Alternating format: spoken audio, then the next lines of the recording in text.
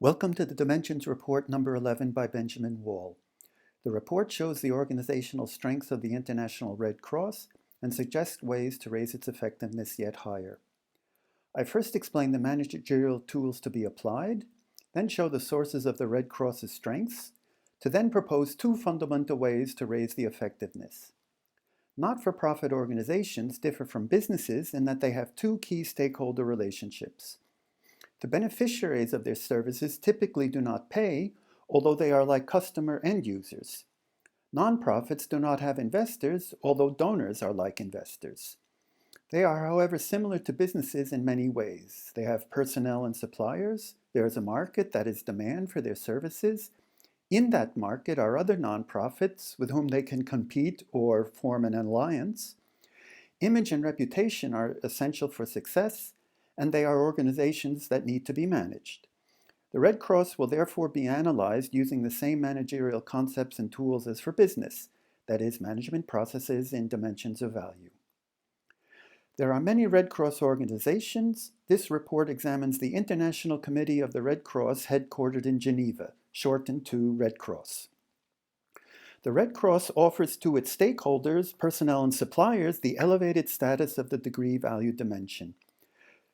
The beneficiaries benefit from an elevated status in the emergency situation during an armed conflict in that they are protected in their human rights and assisted in regaining their health and living standard. The donors, mostly governments, gain from the elevated reputation of displaying their association with the leading humanitarian organization in the world. The personnel benefit from the elevated standing of the organization and its solidity as an institution. The suppliers gain from having the Red Cross as a customer they can reference to raise their own reputation, as well as the large volumes in the orders. The 5 key management processes are shown here and presented in other videos on this channel. This video highlights managing external demand interfaces, which consists of 5 managerial tasks. The normative aim generates benefits in the society which address people's preferences, some of whom become employees. They translate the societal benefits into operations, forming the strength. The go-to-market model shapes and positions the strength as market offers to beneficiaries. The competitive advantage is the source of the particular benefits generated by the organization and is reinforced by the normative aim. These 4 elements form a closed loop, and growth extends this loop to new markets of beneficiaries, addressing different sets of preferences in new societal settings. In managing its external demand interfaces, the Red Cross exhibits the features of businesses in degree value. The normative aim is the mission to be the leading humanitarian organization covering the entire world to enforce the Geneva Convention and promote international humanitarian law. It is essential for the organization to be strong, neutral, and autonomous to be able to deal with states and non-state groups in armed conflicts. The strength is best of class in the organization in at least 3 areas: the logistics of providing anywhere in the world accommodation, food, medicine, and health services, and clothing to beneficiaries, procedures for the security of the own personnel, and techniques in negotiating with war parties. The go-to-market model is to utilize what are here termed position resources that are established to be built upon to deliver care to the beneficiaries: the global supply chain, the specialist procedures to recruit and train personnel in new conflict zones, and the global reputation which all leaders must acknowledge. The competitive advantage is size. The Red Cross can fulfill its world mandate better than other humanitarian organizations because it has a global footprint, can hire a wide range of leading specialists in law, health, nutrition, logistics, and so forth, and has contacts to virtually every state and non-state group.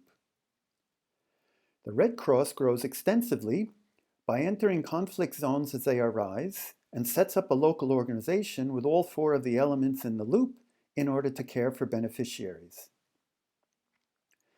The Red Cross can make itself even more effective by one or both of 2 ways. First, strengthening the strengths in degree by raising the functional excellence in the organization even higher. For example, internal organizational reviews to identify and eliminate weaknesses, sharing best practices internally, using the latest technologies, and recruiting from leading universities. Second, supplementing the strengths in degree with strengths in delight. Delight realizes stakeholders' visions of who they want to be or become, typically with allies. This value dimension fits to the passion and dedication of the Red Cross. Introducing the realized visions of delight value and its wider spectrum of goals to the Red Cross could lead to beneficiaries being helped to help themselves, donors who achieve additional objectives in the war zones, such as economic development, personnel who can grow professionally, and suppliers who can develop their business into new products and services. Introducing delight to the Red Cross would supplement its external demand interfaces as follows. The normative aim is the vision to make the world a better place for the stakeholders. The Red Cross often goes it alone in keeping with its mission as autonomous.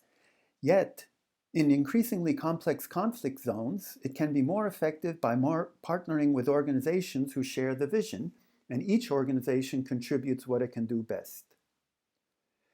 The strength is to address latent demand. The Red Cross has built vast know-how in wartime needs, but this can be supplemented by working with religious leaders to identify local problems and solutions. The go-to-market model is to combine multiple modules for a solution into one package customized to the needs. The Red Cross has two different departments to protect and to assist beneficiaries, each performing the best-of-class services in their own way. Merging these departments could lead to more flexibility to customize the package of services to exact needs and to eliminate overlapping resources. The competitive advantage is to personally address individuals in a mass manner. Rather than relying on its specialists alone, the Red Cross could work more closely with the beneficiaries themselves to help design and deliver the services such that they speak to the individual persons. Growth occurs in an intensive manner where more services are offered to beneficiaries. The Red Cross could help beneficiaries who are in flight to communicate with family, friends, and business associates, or offer more help for beneficiaries to return to a viable livelihood. For example, the microcredits which they have offered in some places. Adding delight to degree at the Red Cross would increase its organizational effectiveness by enabling it to use its resources more efficiently and to gain greater impact from its services, thereby raising stakeholder benefits. Further information on these topics can be found at my website 5dvalue.com, including other publications on leading organizations. And you can subscribe to this channel for the next Dimensions report.